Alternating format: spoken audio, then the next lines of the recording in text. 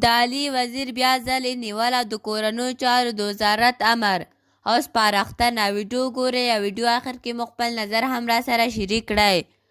د پښتون ژغورنې غورځنګ مخکښ غړی عالی وزیر پرون دوشنبه له زندان څخه د ازادېدو پر مهال بیرته پولیسو نیولی دی.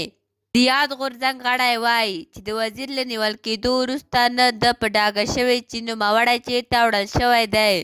عالی وزیر د راروان کال په اسد میاشت کې هغه مهال ونیول شو کله چې نوموړي په موټر یو کس وواهه او بیا یې روغتون ته لیږداوه.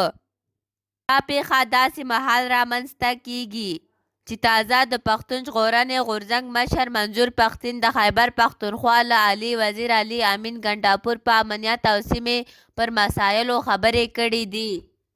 په دې ناسته کې منظور پښتين د اکتوبر 11 پښتون قومي عدالت په اړه ګنډاپور خبر کړی، خو لا معلومه نه ده چې هغه ته بلنه ورکړل شوې او که نه.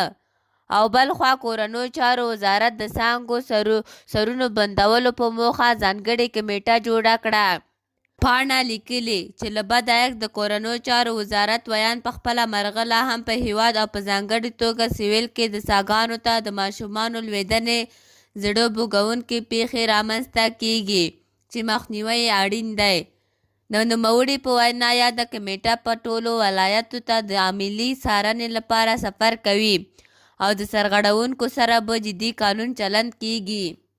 کورنیو چارو وزارت د څاګانو له مالکینو غوښتي چې تر ژر دې د څاګانو سرونه په محفوظه توګه بند کړي، کنې له جدي او قانوني چلند سره به مخ شي.